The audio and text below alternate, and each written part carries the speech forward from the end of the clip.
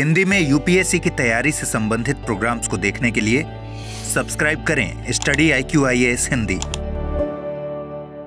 नमस्कार साथियों, मैं कुणाल आप सभी का study IQ-IAS Hindi YouTube channel पे स्वागत करता हूं। आज की क्लास में हम लोग बात करने वाले हैं महाकुंभ से जुड़े हुए एक संकट के बारे में। आप लोगों ने तो सुना ही होगा कि इतनी ममता नदियों को भी जहां माता कह के बुलाते हैं, इतना आदर इंसान तो क्या पत्थर भी पूजे जाते हैं। उस धरती पे मैंने जन्म लिया ये सोच के मैं इतराता हूं, भारत का रहने वाला हूं, भारत की बात सुनाता हूं। हमारे भारत देश की एक खास बात यह है कि हम लोग प्रकृति से जुड़े हुए प्रत्येक तत्व को आध्यात्म से भी जोड़ते हैं और उनकी पूजा करने का कार्य करते हैं। लेकिन प्रकृति के विभिन्न तत्वों का हमारे आध्यात्म से जुड़ाव ही उनके लिए दरअसल संकट बनता जा रहा है और विभिन्न समस्याएं उत्पन्न कर रहा है। ठीक ऐसी ही एक समस्या हमारी फिलहाल गंगा और यमुना नदियों के लिए भी उत्पन्न हुए हैं, जिन्हें हम लोग माता कह के बुलाते हैं। दरअसल फिलहाल हम लोगों को ये देखने को मिला है कि जो हमारा गंगा यमुना संगम वाला क्षेत्र है, वहां पर दरअसल एक बैक्टीरिया की अधिकता पाई जा रही है, जिसको कहा जाता है फीकल बैक्टीरिया। साधारण शब्दों में कहूं तो फीकल बैक्टीरिया का अर्थ होता है मल बैक्टीरिया। दरअसल ये मामला क्यों चर्चाओं में आ रहा है और क्यों कहा जा रहा है कि महाकुंभ से जुड़ा हुआ एक बड़ा संकट है ये अपने आप में।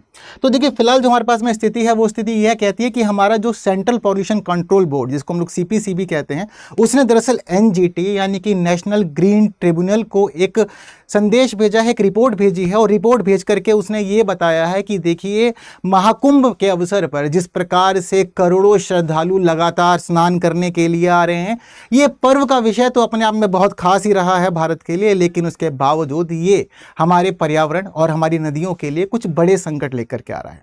और उन बड़े संकटों में जो मुख्य विषय है वो है हमारा फिलहाल यहाँ पर पाए जाने वाला खास बैक्टीरिया। और उस बैक्टीरिया की मात्रा हमारे जल में इतनी अधिक हो गई है कि अब माना जा रहा है कि अगर आप डायरेक्ट स्किन कांटेक्ट करते हैं हमारी संगम तट पे नदियों के साथ में या फिर वहाँ के जल के साथ में, तो ऐसी स्थिति में ये समझ लीजिए कि डायरेक्ट स्किन कांटेक्ट आपको कुछ गंभीर बीमारियां दे सकता है, जो आपको कैंसर तक भी पहुंचा सकते हैं।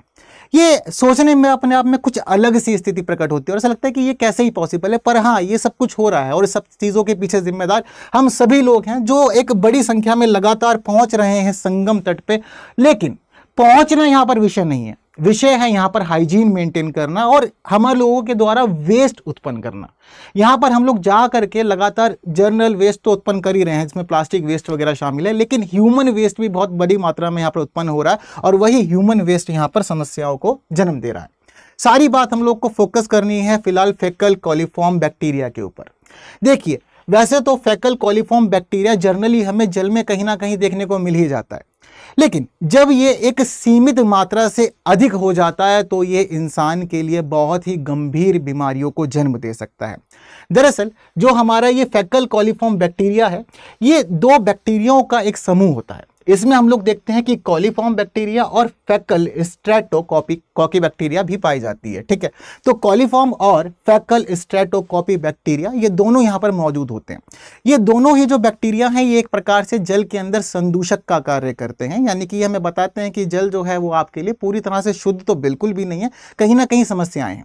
अब सोचने वाली बात यह है कि अगर हम लोग उत्तर से दक्षिण और पूर्व से पश्चिम किसी भी नदी की बात करें तो उसमें गंगा नदी एक ऐसी नदी है जिसके मामले में हम ये मानते हैं कि इसका जल सबसे अधिक शुद्ध होता है और इसी वजह से हम लोग इसका पूजा पाठ में भी इस्तेमाल करते हैं। लेकिन अब सोचने वाली बात यहाँ पर यही है कि हमारे गंगा और यमुना नदी का जो संगम क्षेत्र है, वहीं पर हमें फीकल कॉलीफॉर्म बैक्टीरिया की अधिकता पाई जा रही है और इतनी ज़्यादा अधिकता है कि डायरेक्ट स्किन कॉन्टैक्ट बड़ी समस्याओं को जन्म दे रहा है। और देखने वाली बात यह है कि लगातार स्नानों के बावजूद अब फिलहाल हमारा जो कुंभ मेला, जो पूरे विश्व का सबसे बड़ा मेला कहा जाता है, वो मेला अब अपने समापन की ओर है, लेकिन इसका अंतिम स्नान 26 फरवरी को होना है और उससे पहले इस प्रकार की खबरें आना वास्तव में चिंताजनक है। हालांकि इसी बीच एक खबर ये भी आ रही है कि उत्तर प्रदेश के मुख्यमंत्री योगी आदित्यनाथ ने लोगों को संबोधित करते हुए ये बताया है कि गंगा यमुना का पानी पूरी तरह से पीने योग्य है, सुरक्षित है और उसमें किसी भी प्रकार के फीकल कॉलीफॉर्म बैक्टीरिया की खतरनाक स्तर की मात्रा नहीं पाई गई है। उनका ये कहना है कि मैंने खुद इसके अंदर डुबकी लगाई है और मैंने स्तर की जांच की है, इसमें ऐसा कोई भी पदार्थ पाया नहीं गया। तो अब हम देख रहे हैं कि सरकार का अलग रुख है और हम देख रहे हैं कि CPCB NGT का एक अलग रुख इस मामले में चल रहा है। तो दोनों स्थिति जो है वो एक प्रकार से विरोधाभासी स्थिति हमें यहाँ पर देखने को मिल रही है। और इसी के साथ साथ यहाँ पर योगी आदित्यनाथ ने ये भी कहा है कि 56 करोड़ लोगों की आस्था के साथ खिलवाड़ का प्रयास है। ये भ्रामक बातें हैं और ये महाकुंभ से जुड़ी हुई कुछ भ्रामक गतिविधियां या भ्रामक खबरों को फैलाने का कार्य किया गया है। ये स्टेटमेंट उनके द्वारा दिया गया। हालांकि फिर भी ठीक है, जरूरी है कि जब फैकल कॉलिफॉर्म बैक्टीरिया चर्चाओं में आए तो उससे जुड़ी हुई चीज़ों को हम लोग थोड़ा सा डिस्कस अच्छे से करते हुए आगे बढ़ते हैं और देखते हैं कि इतना समझिए कि जो फैकल कॉलिफॉर्म बैक्टीरिया है ये दो बैक्टीरियाओं से मिलकर बना होता है। दो बैक्टीरिया का एक समूह है जिसमें कॉलिफॉर्म बैक्टीरिया और फैकल स्ट्रेटोकोकी बैक्टीरिया होते हैं। इसके अलावा अब इसकी भूमिका क्या होती है, तो देखिए जब कभी भी कहीं भी हमें जल में अगर फैकल कॉलिफॉर्म बैक्टीरिया देखने को मिलता है तो सबसे पहली बात ये संदूषण का संकेत देता है जल के अंदर। वहीं जितना अधिक मात्रा में हमें फैकल कॉलिफॉर्म बैक्टीरिया देखने को मिलेंगे इसका अर्थ यह है कि उस जल के अंदर रोगाणुओं की उपस्थिति भी उतनी ही ज्यादा अधिक है। जितना ज्यादा अधिक फैकल कॉलिफॉर्म बैक्टीरिया उतने ही ज्यादा अधिक रोगाणु। अब ये जो रोगाणु होते हैं जनरली हम लोग देखते हैं कि ये रोगाणु इंसानों से और जानवरों से जुड़े हुए होते हैं और इंसानों और जानवरों के मल से जुड़े हुए होते हैं, जिसमें हम लोग वायरस, परजीवी और अन्य बैक्टीरियाओं को शामिल करते हैं। इसके साथ ही यहाँ पर एक देखने वाली बात यह होती है कि जब कभी भी हम लोग जल की गुणवत्ता का आकलन करते हैं तो जल की गुणवत्ता के आकलन के दौरान फैकल कॉलिफॉर्म बैक्टीरिया का आकलन भी जनरली किया ही जाता है। इसका आकलन करने के पीछे का जो रीजन होता है वो यही होता है कि जल की वास्तविक स्थिति हम लोग को समझ में आती रहे और उसके अकॉर्डिंग हम लोग जल की जो गुणवत्ता है, जो उसकी शुद्धता है, उसको हम लोग समझ जान सकें। तो अब ये जो फैकल कॉलिफॉर्म बैक्टीरिया जनरली उपस्थित कहाँ रहता है, तो देखिए ये उपस्थित होता है आंतों में और ये इंसानों की आंतों में तो पाया जाता ही है। मतलब हम लोग जो इंसान है हमारी आंतों में तो जनरली हमें ये बैक्टीरिया देखने को मिलेगा ही मिलेगा। इसके अलावा जो वार्म ब्लडेड एनिमल्स होते हैं उनके बॉडी के अंदर भी, उनकी आंत में भी हमें ये बैक्टीरिया देखने को मिलता है। तो जनरली दो जगह पे उपस्थिति होती है। अब यहीं से हमारी सभी चीजें जो है वो कनेक्ट हो जाती है। पाया कहाँ जा रहा है, मनुष्यों में या फिर वार्म ब्लडेड एनिमल्स की आंतों के अंदर। अब हमारी आंतों से बाहर कैसे आता है, जब कभी भी हम लोग अपने मल का त्याग करते हैं तो मल के त्याग के साथ ही ये जो बैक्टीरिया है ये भी बाहर आता है। अब सोचने वाली बात अब यहां पर ये भी आ रही है कि एक्चुअल में अब ये जो स्थिति है इस बैक्टीरिया की, ये हमारे नदियों के जल तक, हमारे संगम तट तक कैसे पहुंच गए। तो देखिए उसके पीछे का रीजन भी अब आप लोग स्पष्ट तौर पे समझ सकते हैं कि लगातार जिस प्रकार से श्रद्धालुओं की एक बड़ी भीड़ उमड़ रही है महाकुंभ के लिए, ये बड़ी भीड़ ही हाइजीन को मेंटेन नहीं कर रही है। और बहुत सारी जगह चलन हम लोग देखते हैं कि आज भी ग्रामीण क्षेत्रों में बना हुआ है कि नदियों के किनारे मल त्याग किया जाता है। तो वही टेंडेंसी बहुत सारे लोग महाकुंभ के क्षेत्र में आकर के भी फॉलो कर रहे हैं और उनकी यही टेंडेंसी फिलहाल हमारे महाकुंभ के ऊपर संकट बन गई है और उनके द्वारा संगम के आसपास के क्षेत्रों में हमारी नदी के तटों पे जाकर के मल का त्याग करना ही वहां पर फैकल कॉलिफॉर्म बैक्टीरिया की उपस्थिति को लगातार बढ़ाने का कार्य कर रहा है। अब इसकी बढ़ती हुई उपस्थिति के मामले में हमें इतना भी पता चलता है कि दरअसल जल में इसका एक सामान्य स्तर स्वीकृत किया गया है। यह माना जाता है कि अगर 2500 यूनिट्स पर 100 मिलीलीटर का स्तर बना हुआ है फैकल कॉलिफॉर्म बैक्टीरिया का, तो ऐसी स्थिति में ये स्वीकृत स्तर है और इसको हम लोग मानते हैं कि ठीक है सामान्य स्तर है और ये स्तर स्वीकृत है और सर परेशानी की बात नहीं है, खतरनाक बात नहीं है, आपको चिंता नहीं करनी है। लेकिन अब यहाँ से जैसे जैसे बढ़ता जाएगा तो चिंता की स्थिति बढ़ती जाएगी और फिलहाल सेंट्रल पॉल्यूशन कंट्रोल बोर्ड का यही कहना है कि दरअसल हमारे जल क्षेत्र में फैकल कॉलिफॉर्म बैक्टीरिया की जो स्थिति है वो 2500 यूनिट्स पर 100 मिलीलीटर से बहुत ही ज्यादा बढ़ गई है। इतनी ज्यादा बढ़ गई है कि डायरेक्ट स्किन कांटेक्ट आपको बहुत सारी समस्याएं दे सकता है और जो बहुत सारी समस्याएं आपको हो सकती हैं उन सभी समस्याओं में शामिल है मितली, नौशिया। तो नौशिया की समस्या हम लोग देख रहे हैं कि यहाँ पर खास तौर पे मेंशन की गई है कि इससे आप प्रभावित हो सकते हैं अगर आप लोग महाकुंभ में स्नान करने जा रहे हैं तो।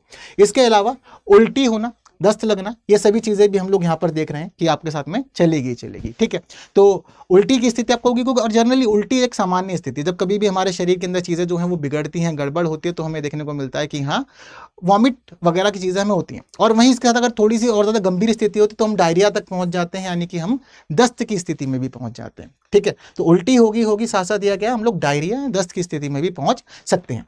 इसके अलावा महाकुंभ के जल में फिलहाल स्नान करना आपको गंभीर संक्रमण की स्थिति में पहुंचा सकता है। आपको कुछ गंभीर संक्रमण यानी कि इन्फेक्शंस हो सकते हैं, आपको स्किन रिलेटेड इन्फेक्शंस हो सकते हैं और आंखों से संबंधित आई इन्फेक्शंस हो सकते हैं आपको। इसके अलावा अगर महाकुंभ का जल यानी कि हमारा जो गंगा जमुना का जल है वो जल अगर आपकी नाक के माध्यम से हमारे शरीर में प्रवेश कर जाता है तो ये समझिए कि आपको श्वसन संबंधी इन्फेक्शन भी हो सकते हैं। तो समस्याएं काफी हैं, टाइफाइड भी आपको हो सकता है, हेपेटाइटिस ए हो सकता है और ये समझिए कि अगर जल अधिक मात्रा में आपके शरीर में पहुंच गया तो ये आपको कैंसर की स्थिति तक भी पहुंचा सकता है और ये कोई भी नहीं चाहता कि आप इस अवस्था तक पहुंचे। पर फिलहाल ये खुद रिपोर्ट्स का कहना है कि समझ लीजिए कि जो हमारा फैकल कॉलीफॉर्म बैक्टीरिया है वो आपको इस स्थिति तक ले जाने के लिए भी बिल्कुल पूरी तरह से उत्तरदायी है और आपको यहाँ तक पहुंचा सकता है। तो बिल्कुल सावधानियां बरतनी है जितनी भी आप लोग बरत सकते हैं। और काफी ज्यादा संख्या मतलब करोड़ों श्रद्धालु फिलहाल स्नान कर चुके हैं, तो ये सब उनके जाने आने का ही परिणाम हमें यहाँ देखने को मिल रहा है, जिस वजह से अब महाकुंभ में स्नान बहुत ही ज्यादा खतरनाक भी हो गया है। ठीक है, तो अब इस सब के पीछे का रीजन क्या है? लगातार यही सब सिस्टम लोग देख रहे हैं कि फिलहाल जो सीपीसीबी का और एनजीटी का मानना है वो यही मानना है कि महाकुंभ के शुरुआत से पहले ये माना गया था कि 1.5 लाख से ज्यादा यहाँ पर हम लोगों ने शौचालय लगाए थे। तो शौचालय लगाना ही पर्याप्त नहीं था, लेकिन इसके लिए ये भी बोला गया था कि आपको सीवेज ट्रीटमेंट पे भी काम करना पड़ेगा। अगर आप सीवेज ट्रीटमेंट नहीं करेंगे और इस जल को आप लगातार ऐसे ही आसपास के क्षेत्रों में जल में प्रवाह करते रहेंगे तो ये आपके लिए गंभीर स्वास्थ्य समस्याओं को जन्म दे सकता है, जो कि दे भी रहा है। फिलहाल हम लोग को यहाँ पर साफ तौर पर समझ में आ भी रहा है कि ये सब कुछ चल रहा है। तो इस सब के पीछे का बड़ा रीजन यही माना जा रहा है कि फिलहाल जो ये 1.5 लाख से ज्यादा आप लोगों ने शौचालय यहाँ पर लगाए थे, इसका ही पानी है जो ट्रीट नहीं किया गया है, जिसको शुद्ध नहीं किया गया, उस पानी को ऐसे ही जल में छोड़ दिया जा रहा है, जिसकी वजह से हमारा जो गंगा यमुना नदी का जल है ये जल लगातार अशुद्ध होता जा रहा है और उसमें बैक्टीरियाओं की मात्रा इस प्रकार से बढ़ती जा रही है। तो फिलहाल चिंता की स्थिति यही है, तो सावधानियां बहुत ज्यादा बरतनी जरूरी है, अन्यथा गंभीर स्वास्थ्य परिणाम देखने को मिल सकते हैं। तो यही पूरा का पूरा चेन है और यही फिलहाल स्थिति जो है वो महाकुंभ पे संकट बन चुकी है। ठीक, तो बस आज की क्लास में इतनी ही महत्वपूर्ण बातें करनी थी। हालांकि महाकुंभ का पर्व या महाकुंभ मेला हम सभी के लिए आस्था का महत्वपूर्ण विषय तो रहा ही है, और केवल हम लोगों के लिए आस्था का महत्वपूर्ण विषय ही नहीं रहा है, बल्कि इसने देश की इकोनॉमी में भी एक बड़ी भूमिका निभाई है। इकोनॉमी को बूस्ट भी अच्छा मिला है, क्योंकि सिर्फ देश से ही नहीं बल्कि विदेश से भी बहुत सारे श्रद्धालु आए हैं महाकुंभ में स्नान करने के लिए, उनकी आस्थाएं भी जुड़ी हुई हैं। लेकिन आस्था के परे जाकर के पर्यावरणीय संसाधनों का दोहन बिल्कुल भी स्वीकार्य नहीं है और ये होना भी नहीं चाहिए। आप नहीं समझ रहे हैं कि फिलहाल इसके परिणाम कितने अधिक हो सकते हैं। हालांकि हम लोग को लगता है कि ठीक है, मेरे एक के जाने से क्या ही फर्क पड़ेगा, लेकिन हम एक ही ना 10 बनते हैं और 10 से फिर हम लोग 100 और फिर उसका ऐसे ही 1000 और फिर लाख और जाकर के फिर हम करोड़ की संख्या बना दे रहे हैं। तो ऐसा नहीं है कि नहीं जाना है, जाइए जरूर, लेकिन थोड़ा सा हाइजीन मेंटेन कीजिए। दरअसल जिस पानी को लगातार इस प्रकार से अशुद्ध किया जा रहा है, तो इस पानी की अशुद्धि के बाद हम लोग ये भी देखते हैं कि आसपास के जो स्थानीय निवासी हैं प्रयागराज के, उन सभी लोगों के घर तक भी यही पानी सप्लाई होता है। और समझ लीजिए कि जब ये पानी हमें डायरेक्ट स्किन कॉन्टेक्ट में इतने ज़्यादा गंभीर प्रभाव दे रहा है, तो जब वे लोग इस पानी को पिएंगे, इस पानी से अपना खाना बनाएंगे, तो सोचिए उन लोगों का जीवन किस प्रकार तक खराब हो सकता है, उन लोगों का स्वास्थ्य कितना बदतर हो सकता है। तो ये सभी चीज़ें भी विचारणीय हैं। ऐसा नहीं है कि अपने हितों के लिए, अपने आध्यात्म के लिए हम लोग पर्यावरणीय संसाधनों का निरंतर दोहन करते हैं। बाकी आप लोग किस पे क्या राय है, मुझे अपने कमेंट बॉक्स में आपको व्यूज़ ज़रूर बताने हैं, तो अपनी बातें ज़रूर प्रस्तुत करें। बाकी जितने लोगों ने अभी तक study IQ IAS Hindi YouTube channel को सब्सक्राइब नहीं किया, सब्सक्राइब कर लीजिए, वीडियो को लाइक ज़रूर करना है, बाकी साथियों तक भी शेयर ज़रूर करना है। थैंक यू सो मच, जय हिंद। हिंदी में UPSC की तैयारी से संबंधित प्रोग्राम्स को देखने के लिए सब्सक्राइब करें स्टडी IQ IAS हिंदी।